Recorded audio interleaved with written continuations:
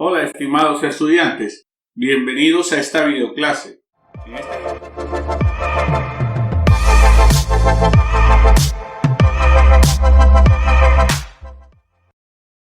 En este video estudiaremos las temáticas resistencia hidráulica y la ley de Poiseuille en la circulación sanguínea. En un video anterior vimos que cuando se aplica la ley de Bernoulli a fluidos reales debemos tener en cuenta las pérdidas de energía debido a la resistencia al flujo. Esta resistencia, que tiene un fuerte impacto en la magnitud del caudal volumétrico, depende de diversos factores, entre estos la viscosidad del fluido y la longitud y el espesor del tubo. Consideremos un tubo horizontal continuo y muy largo por el que se mueve un fluido real. Nos enfocaremos solo en un pequeño sector de un extremo como se muestra en la figura. Si el gradiente de presión es cero, y dado que consideramos al fluido como real, pues entonces el fluido no se mueve, es decir, su caudal volumétrico es cero.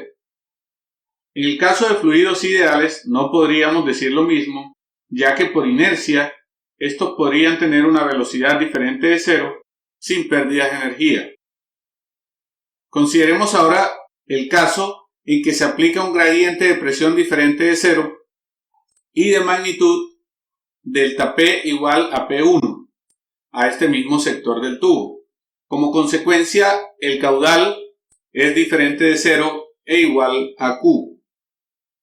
Incrementemos ahora la magnitud del gradiente de presión a 2P, es decir, lo duplicamos, pues entonces el caudal volumétrico también se duplica. Es muy probable que te estés haciendo esta pregunta: ¿cómo se sabe que se duplica? En este ejemplo gráfico solo estoy representando situaciones que ya se han observado y se pueden observar en una experiencia de laboratorio o de la vida cotidiana.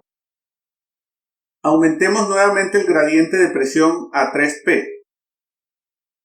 Nótese que también se incrementa el caudal volumétrico a 3Q. Estos cuatro ejemplos muestran que existe una proporcionalidad directa entre el gradiente de presión que impone el flujo y el caudal volumétrico o gasto. La constante de proporcionalidad es la resistencia hidráulica y la simbolizaremos con la letra R mayúscula con un subíndice H mayúscula. Esta resistencia hidráulica depende de la longitud y radio del tubo y de la viscosidad del fluido. A este resultado se le conoce como ley de Poiseuille. También es conocida como la ley de Ohm para fluidos debido a su similitud con la relación entre los parámetros eléctricos, corriente eléctrica y diferencia de potencial que abordaremos en otro video. La resistencia hidráulica depende de las variables geométricas del tubo, su longitud y su radio, y de las propiedades del fluido como su viscosidad. La unidad de medida de la resistencia hidráulica en el Sistema Internacional de Unidades es el pascal segundo por metro cúbico. Como un aspecto a resaltar en esta fórmula está la potencia del radio, que es 4. Para analizar el efecto de las variaciones del radio del tubo o vaso en el caudal, a continuación derivaremos una expresión más simple.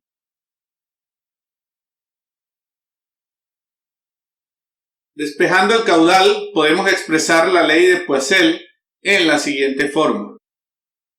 Esto es equivalente al producto de delta P por el inverso de la resistencia. Con un procedimiento matemático simple, como el que se muestra aquí, podemos expresar la ley de Poiseuille en esta forma.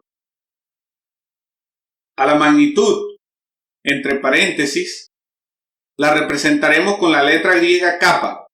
Si consideramos a delta P, a L y a la viscosidad del fluido constantes, entonces también kappa es una constante. Con estas consideraciones, el caudal depende solo del radio del tubo elevado a la 4. Veamos ahora gráficamente cómo es la relación entre el caudal y el radio del tubo si consideramos delta P como constante y la aplicamos a tubos de diferente espesor. Consideremos un tubo que tiene un radio pequeño, R1 igual a 1 unidad. La letra U minúscula representa una unidad de medida de longitud que podría ser metro, centímetro, decímetro, etc.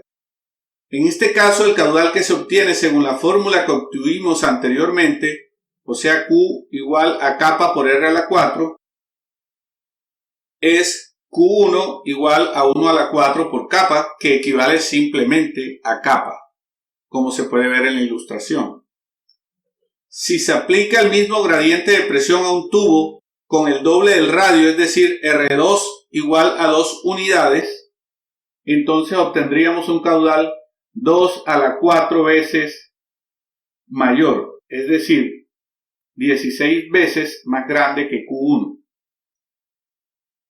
Para un tubo de mayor espesor, con un radio R3 igual a 3 unidades, se obtiene un caudal Q3 3 a la 4 veces mayor que Q1, es decir, un caudal 81 veces más grande con solo triplicar el radio. Nótese que variaciones pequeñas en el radio de cada tubo, tan solo de una unidad, causan cambios grandes en el caudal volumétrico.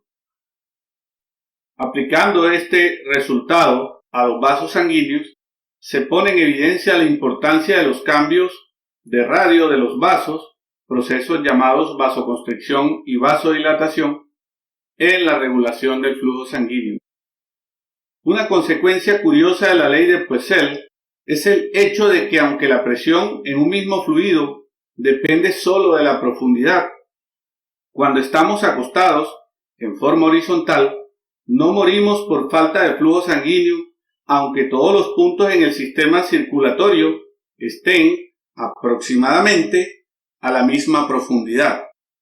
Esto se debe a la caída de presión generada por la resistencia hidráulica de los vasos sanguíneos.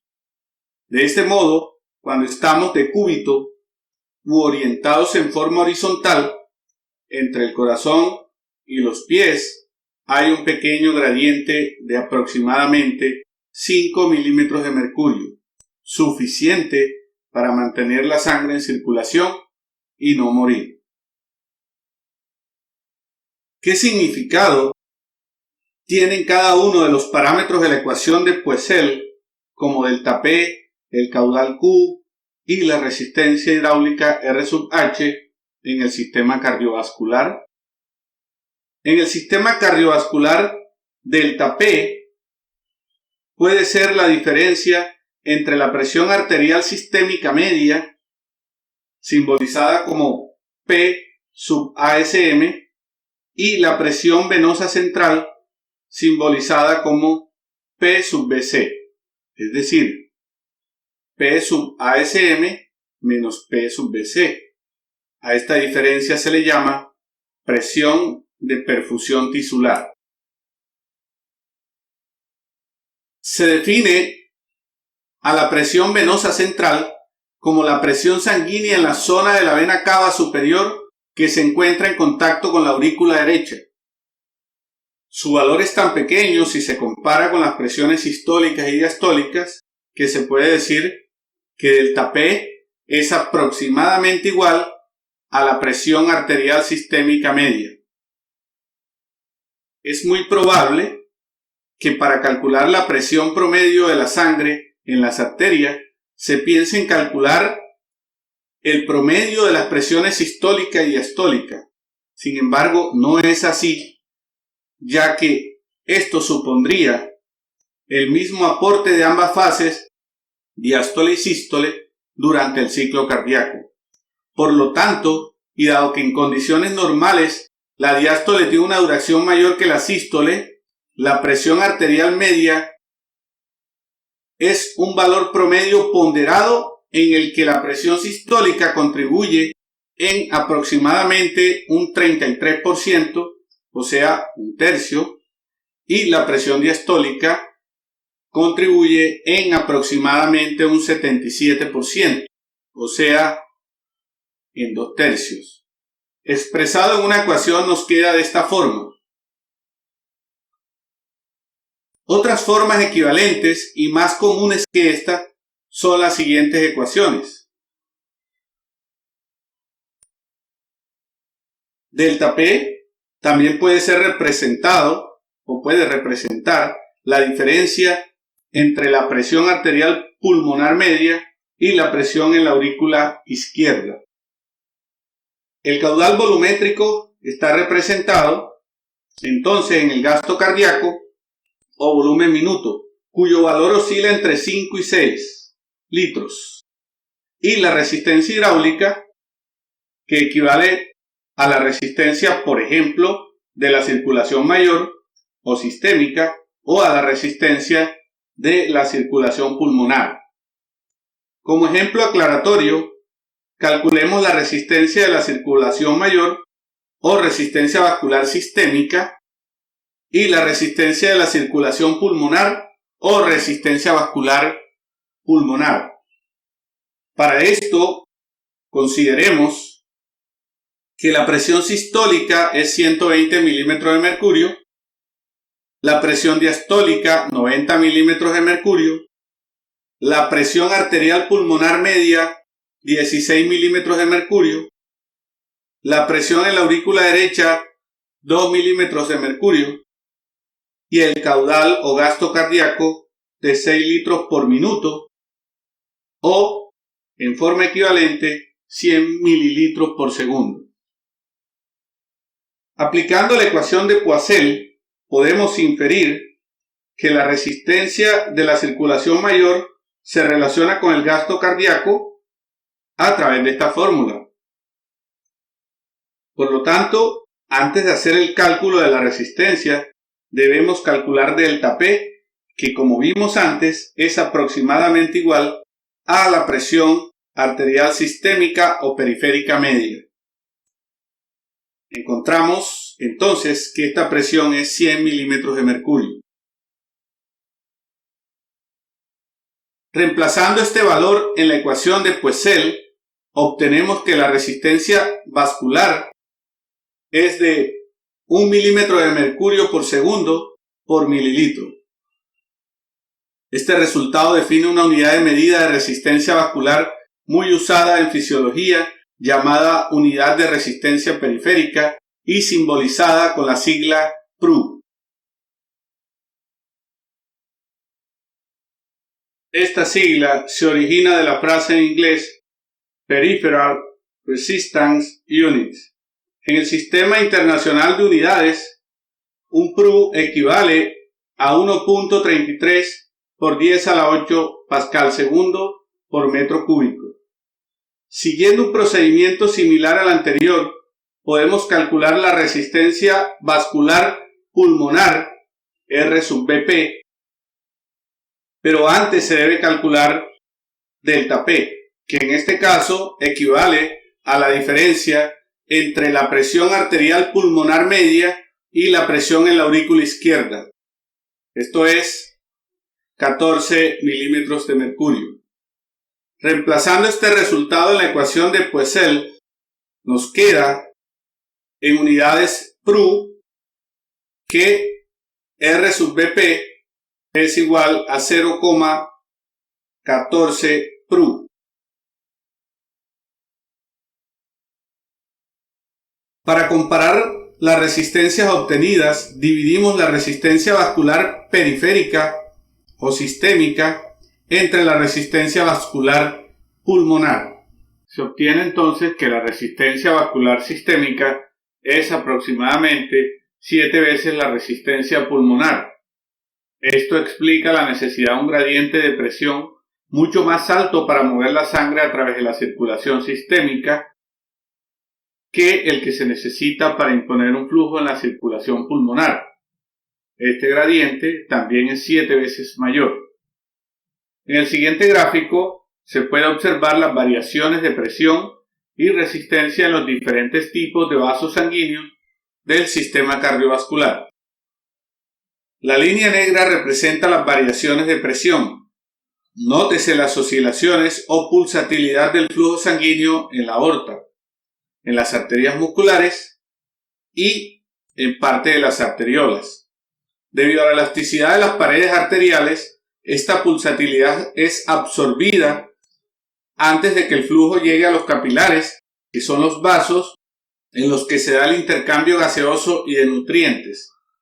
La línea gris representa la resistencia de los diferentes tipos de vasos sanguíneos relativa a la aorta.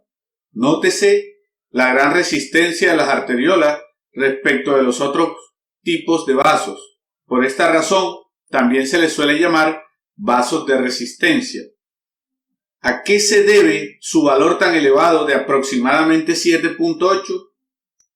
En especial comparada con la resistencia de los capilares, los cuales, por su pequeño espesor, con un radio del orden de 10 a la menos 4 centímetros, se podría esperar que sean más resistivos. Teniendo en cuenta que los capilares son mucho más estrechos que las arteriolas, específicamente, a continuación, responderemos la pregunta: ¿por qué ofrecen menor resistencia al flujo? La resistencia que ofrece un tipo de vaso sanguíneo no solo depende de sus características geométricas, vistas de forma independiente, sino también de la forma en que se conectan entre sí, es decir, de la configuración que adoptan. Las más comunes son configuración en serie y configuración en paralelo.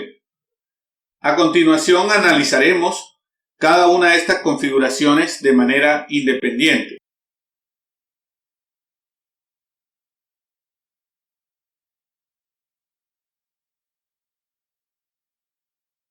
Dos o más vasos sanguíneos se encuentran conectados en serie cuando forman un único tubo continuo y sin derivaciones. Por ejemplo, en esta figura, dos tubos o vasos de radio R minúscula sub 1 y R minúscula sub 2 se encuentran conectados en serie. Sus resistencias están representadas con las letras mayúsculas R sub 1 y R sub 2. El propósito ahora es encontrar un único tubo de espesor uniforme, tal que aplicándole el mismo gradiente de presión que a los dos tubos en serie, conduzca el mismo caudal volumétrico Q y que tenga la misma resistencia hidráulica. Los dos tubos en serie experimentan un gradiente de presión delta P sub T igual a P1 menos P3. Con un proceso matemático simple, encontramos que el gradiente de presión que experimentan los dos tubos en serie es igual a la suma de los gradientes experimentados por cada tubo en forma individual. Aplicando la ley de Poiseuille, encontramos la expresión siguiente. Asimismo, aplicando la ley de conservación de la masa, inferimos que el flujo a través de ambos tubos es el mismo, es decir, Q1 es igual a Q2 y es igual a Q sub T. Por lo tanto, nos queda esta ecuación. Cancelando las Q, obtenemos que R sub T es igual a R sub 1 más R sub 2. Es decir, la resistencia equivalente de estos dos vasos en serie es igual a la suma de las resistencias individuales. Este resultado puede ser extrapolado a más de dos vasos en serie. En general, la resistencia equivalente de dos o más vasos en serie es igual a la suma de las resistencias individuales. Asimismo, esta resistencia es mayor que cualquiera de las resistencias individuales. Esto explica la alta resistencia de las arteriolas, cuya configuración más común es en serie, de modo que su resistencia total relativa a la aorta es bastante alta, 7.8, como vimos en una imagen anterior. Veamos ahora el caso de cuatro vasos conectados en paralelo, es decir, conectados de forma que comparten sus extremos. Por lo tanto, están sometidos al mismo gradiente de presión delta P. En este caso, aplicando la ley de conservación de la masa, el flujo de un vaso equivalente debe ser igual a la suma de los flujos a través de cada vaso individual. Esto es Q sub T igual a Q1 más Q2 más Q3 más Q4. Aplicando la ecuación de Poiseuille a este resultado, obtenemos la siguiente expresión. Luego, cancelando delta P, nos queda que el inverso de la resistencia equivalente es igual a la suma de los inversos de las resistencias individuales. Por lo tanto, R sub T lo podemos calcular con esta fórmula. La resistencia equivalente de estos cuatro vasos o tubos en paralelo es igual al inverso de la suma de los inversos de cada resistencia en forma individual, como se puede ver en la ecuación resaltada. Como observación general, la resistencia equivalente R sub T es menor que cualquiera de las resistencias individuales. Este es el tipo de configuración principal que adoptan los capilares y explica por qué su resistencia equivalente es menor que la resistencia equivalente de las arteriolas, cuya configuración es preferentemente en serie. Muchas gracias por escucharme. Nos vemos en otro video.